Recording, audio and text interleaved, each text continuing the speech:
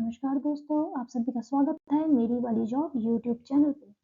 आज हम बात करने वाले हैं गवर्नमेंट ऑफ हरियाणा की CMGGA फेलोशिप के बारे में। चलिए देखते हैं क्या है ये fellowship. Chief ministers good governance associates fellowship 2016 में गवर्नमेंट ऑफ हरियाणा ने लॉन्च करी थी और उसके बाद every year they are launching this fellowship. इस फेलोशिप का एम है जो भी हमारे यूथ और यंग जनरेशन है उसको गवर्नेंस सिस्टम का पार्ट बनाना और उनके कोऑर्डिनेशन से सर्विस डिलीवरी मैकेनिज्म्स को इम्प्रूव करना। ये एक एक्सपीरियंशियल लर्निंग मॉडल है गवर्नेंस फेलोशिप के अंदर, जो कि एसोसिएट्स को ग्रास रूट लेवल पे काम करने का एक बहुत ही अच्छा एक्सपीरियंस देता है। अब ये देखते हैं इसके क्या क्या की फीचर्स हैं। क्योंकि ये गवर्नमेंट की फेलोशिप है तो ये गवर्नेंस मॉडल पे काम करती है जो सिटीजन सेंट्रिक है। That is citizen centric means it is related to welfare, it is related to service delivery mechanism. तो हमारा यहाँ पे मेन रोल रहता है कि कैसे एक सोशल कनेक्ट बनाया जाए थ्रू कम्युनिटी एंगेजमेंट। और साथ ही जो एसोसिएट्स हैं वो डिस्ट्रिक्ट लेवल एडमिनिस्ट्रेशन पे हेल्प करवाते हैं HR मैनेजमेंट में और कैपेसिटी बिल्डिंग इनिशिएटिव्स में।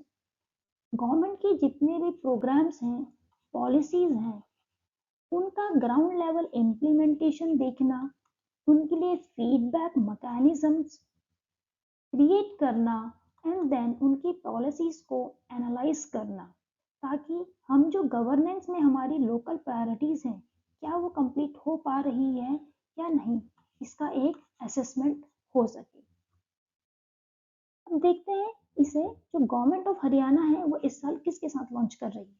हर साल गवर्नमेंट ऑफ हरियाणा किसी ना किसी नॉलेज पार्टनर को अपने साथ रखती है। इस बार इनके नॉलेज पार्टनर रहेंगे ग्लोबल विलेज फाउंडेशन और ऋषि यूनिवर्सिटी।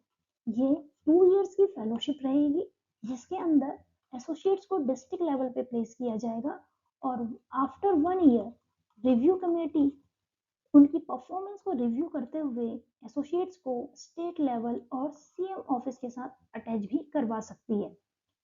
अब एज अ CMGGA आपका डिस्ट्रिक्ट लेवल पे क्या रोल रहेगा।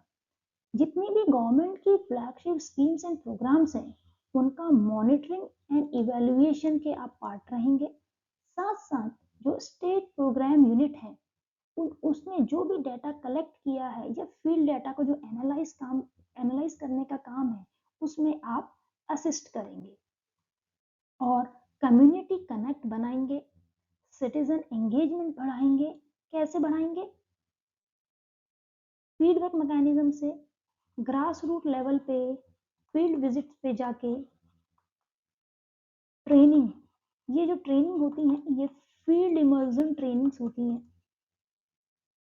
जहाँ से आप कंट्री की ग्राउंड रियलिटीज को जानेंगे और इनोवेटिव सॉल्यूशंस प्रोवाइड करेंगे कि इनका क्या एक नया सॉल्यूशन आ सकता है और गवर्नेंस में कैसे इम्प्रूवमेंट आ सकती है या गवर्नेंस की एफिशिएंसी कैसे बढ़ सकती है। तो आपके पास अगर नए आइडियाज हैं, नए थॉट्स हैं, अगर आपके पास कुछ विजन प्लान है जो कि सोशल चेंज के लिए बहुत इम्पैक्ट ला सकता है तो आपको इस फेलोशिप को जरूर अप्लाई करना चाहिए। अब देखते हैं इसमें मिलने वाले बेनिफिट्स। आपको एक अपॉर्चुनिटी मिलती है कि आप ग्राउंड लेवल पे इम्पैक्ट क्रिएट कर सकें। साथ ही साथ पब्लिक एडमिनिस्ट्रेशन को जानने और उसके साथ काम करने का मौका मिलेगा और आपका यहाँ पे एक बहुत अच्छा नेटवर्क बनेगा। उस नेटवर्क के साथ साथ आप स्टेक होल्डर मैनेजमेंट की स्किल्स भी सीख जाएंगे।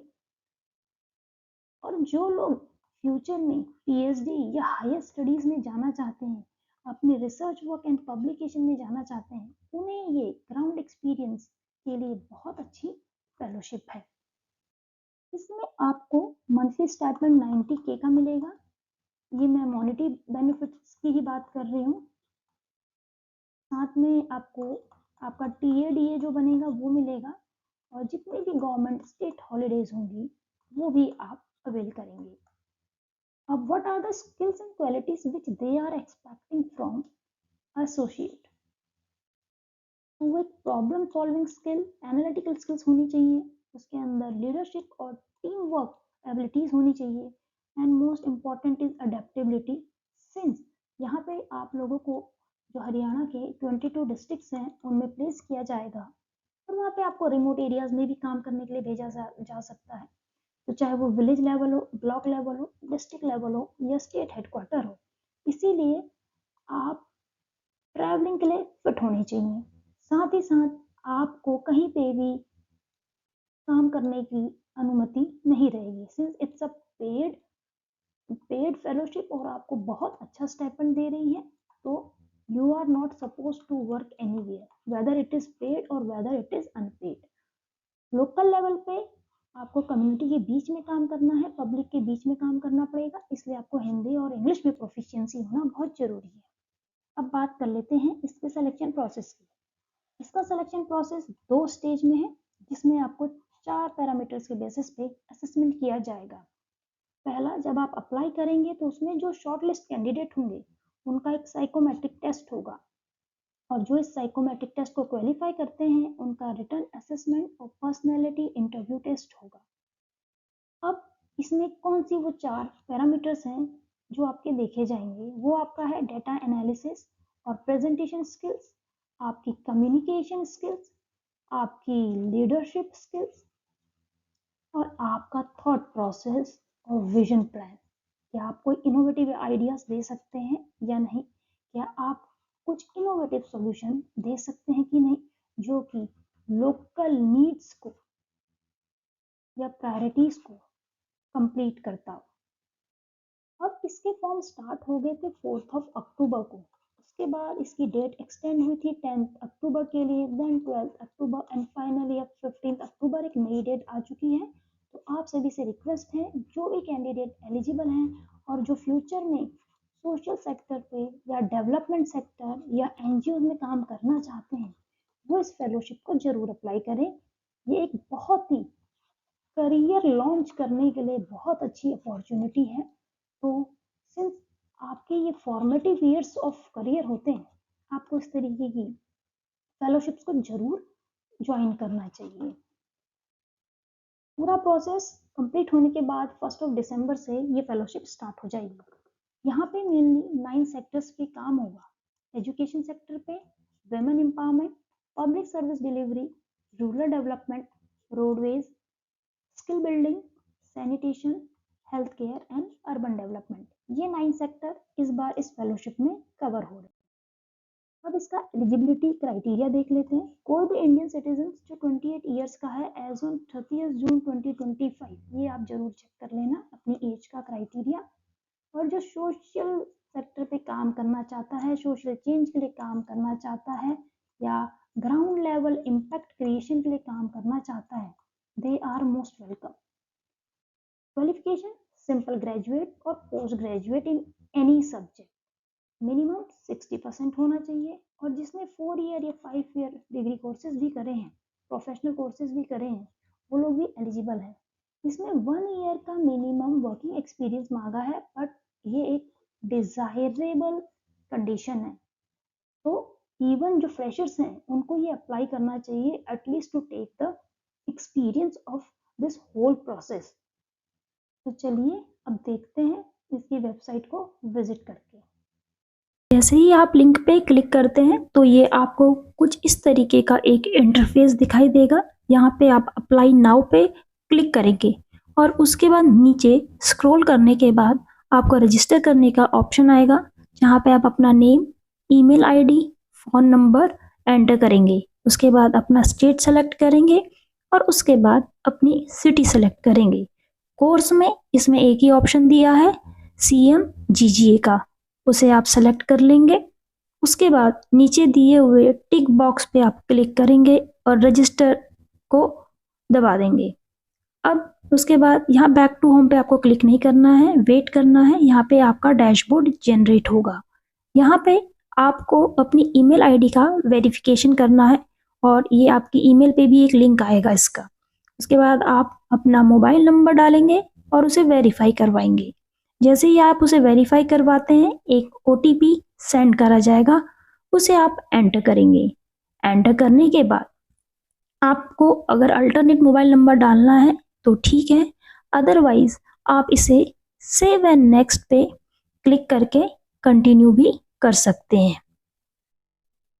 अब आपका जो नेक्स्ट इंटरफेस है उसमें आपको एप्लीकेशन स्टार्ट करने के लिए एक और बार क्लिक करना पड़ेगा और आपकी एक इंटरफेस और आएगा जहाँ पे बेसिक डिटेल्स, एजुकेशनल क्वालिफिकेशन और डिक्लेरेशन 3 स्टेप में ये फॉर्म रहेगा। इसमें आपको अपना फुल नेम, आपका फादर्स नेम, आपका डीओबी, आपका जेंडर, मोबाइल नंबर और आपका ईमेल आईडी, आपका address for correspondence and then आपका परमानेंट एड्रेस, ये सारी डिटेल्स आपको वन बाय वन फिल कर लेनी है। जैसे कि मैं यहाँ पे आपको अभी एक सैंपल के तौर पे शो कर रही हूँ, आपको भी इसी प्रोसेस को ऐसे ही फॉलो कर लेना है। अब नेक्स्ट इसमें आपसे पूछा गया है कि आपका परमानेंट एड्रेस सेम है तो आपको यस कर लेना है। अगर आप हरियाणा से हैं तो आप डोमिसाइल से अप्लाई कर सकते हैं, अदरवाइज ऑल ओवर इंडिया से इसको कोई भी अप्लाई कर सकता है। उसके बाद आपको अपना सिग्नेचर फोटो और अपना डीएल या फिर आधार कार्ड भी अपलोड कर लेना है। नेक्स्ट करने के बाद आपको अपनी एजुकेशनल डिटेल्स को एंटर करने के लिए ये एक इंटरफेस मिलता है। साथ साथ में इसमें अगर जिन लोगों का वर्किंग एक्सपीरियंस है वो अपनी वर्क एक्सपीरियंस की डिटेल्स भी डाल सकते हैं। इसमें आपसे सबसे जो इम्पोर्टेंट है वो एक क्वेश्चन पूछा गया है that why do you want to join this fellowship. तो इसको आपको अपने वर्ड्स में लिखना है कि आपके लॉन्ग टर्म गोल्स क्या हैं, उन्हें ध्यान में रखते हुए लिखना है, या आपका वर्किंग एक्सपीरियंस क्या रहा है और क्यों आप इस गवर्नेंस फेलोशिप में आना चाहते हैं, उसको आपको बनाना है। उस फाइनली आपको डिक्लेरेशन सबमिट करके फॉर्म फाइनल सबमिशन के लिए डाल देना है। डिक्लेरेशन सबमिशन के बाद आपको कुछ इस तरीके का एक फाइनल डैशबोर्ड का इंटरफेस दिखाई देगा। ये आपका हर एक कैंडिडेट का एक डैशबोर्ड क्रिएट हो जाएगा और यहाँ पे आपको एप्लीकेशन कंप्लीटेड का मैसेज आएगा। मैंने सिर्फ एक ही स्टेज कंप्लीट की थी एप्लीकेशन की, तो जब वो कंप्लीट होगा तो ये भी डार्क ग्रीन कलर में अपीयर होना स्टार्ट हो जाएगा। आप इसका पीडीएफ अपने पास सेव रखें, अदरवाइज आपके पास यूजर नेम और लॉगिन आईडी तो रहेगी, आप अपने डैशबोर्ड को भी कभी भी इसको एक्सेस कर सकते हैं। आप में से किसी को भी अगर कोई भी डाउट्स हैं, कोई भी क्वेरीज हैं, तो आप कमेंट में जरूर लिखें। उम्मीद करती हूँ आपको ये वीडियो पसंद आई होगी। अगर पसंद आई है तो like, share, comment and subscribe करें। मिलते हैं अगली वीडियो में नई अपडेट्स के साथ। धन्यवाद।